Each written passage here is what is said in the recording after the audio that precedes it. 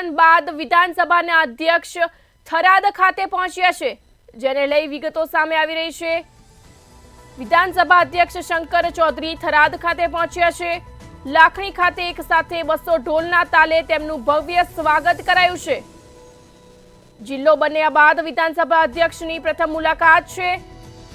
વિધાનસભા અધ્યક્ષ શંકર ચૌધરી થરાદ ખાતે પહોંચ્યા છે। નાની બાળાઓએ માથે કળશ લઈ અધ્યક્ષના વધામણા કર્યા છે। આ વિભાજન નથી, નવસર્જન છે તેવું શંકર ચૌધરી દ્વારા કહેવામાં આવ્યું છે। થરાદથી આ દ્રશ્યો સામે આવી રહ્યા છે। થરાદ જિલ્લા વિભાજન બાદ વિધાનસભા અધ્યક્ષ થરાદ ખાતે પહોંચ્યા છે। લાખણી ખાતે એક સાથે 200 ઢોલના તાલે તેમનું ભવ્ય સ્વાગત કરાયું છે। થરાદ જિલ્લો બન્યા બાદ વિધાનસભા અધ્યક્ષની પ્રથમ મુલાકાતે પહોંચ્યા છે। કોઈ મીડિયાએ સતત વિભાજન ચલાવ્યું છે। આ કોઈ વિભાજન નથી,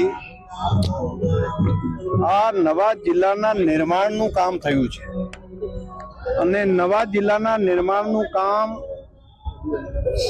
દેશના પ્રધાનમંત્રી મોદી સાહેબના બનાસકાંઠા જિલ્લાની આ સરહદી વિસ્તારની ધરતી ઉપરનો પ્રેમ, એના કારણે રાજ્યના મુખ્યમંત્રી શ્રી ભૂપેન્દ્રભાઈ પટેલે આ નવા જિલ્લાના નિર્માણ માટેની મંજૂરી આપી છે। આપે કહ્યું કે એનાથી શું ફાયદો થશે, તો 100-150 કિલોમીટરથી પણ વધારે દૂર સુધી જેને જિલ્લા સેન્ટર ઉપર જવું પડતું હતું એ નજીક પડશે। તેના કરતા આ સમગ્ર જૂના બૃહદ બનાસકાંઠા જિલ્લાની અંદર આજે જેટલો સ્ટાફ છે અધિકારીઓને એનાથી ડબલ થશે, એટલે પ્રજાને કામની અંદર પડતી મુશ્કેલી એનો ઉકેલ આવશે, ઘરઆંગણે સુવિધાઓ મળશે।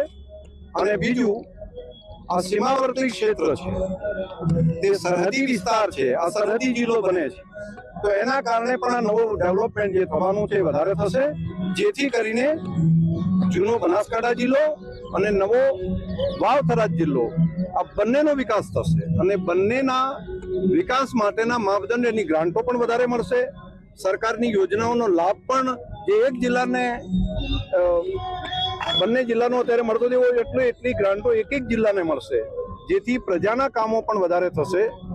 નવી આશાઓ જાગી છે, નવી ઉમંગ સાથે નવા જિલ્લાની શરૂઆત જે પ્રમાણે દેશના પ્રધાનમંત્રી મોદી સાહેબે આ વિસ્તારની અંદર નર્મદાનું પાણી આપી સુજલમ સુફલમની વ્યવસ્થા કરી અને જે પ્રમાણે નવી ભેટ આપી હતી, જે પ્રમાણે નવા એરપોર્ટની ભેટ આપી છે બનાસકાંઠા જિલ્લાને, એ જ પ્રમાણેનું એક નવા જિલ્લાની પણ ભેટ આપી છે। એટલે આ જિલ્લાના વિભાજન નહીં, મીડિયાએ જે ચલાવ્યું છે વિભાજન નથી, આ નવનિર્માણ છે। માના પેટમાંથી કોઈ બાળકનું જન્મ થાય, કોઈ મામાંથી વિભાજન નથી થતું, એ નવા બાળકનો જન્મ થયો છે।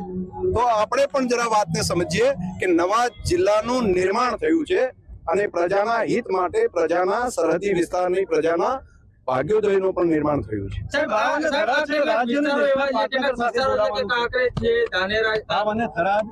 રાજ્ય અને દેશના પાટનગર સાથે પણ જોડાવાનું। હા, બિલકુલ।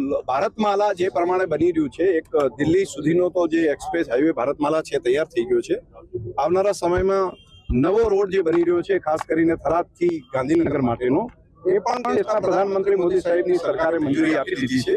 આ સરહદી વિસ્તારનો અનેક વિકાસના કામો અહીંયા થશે।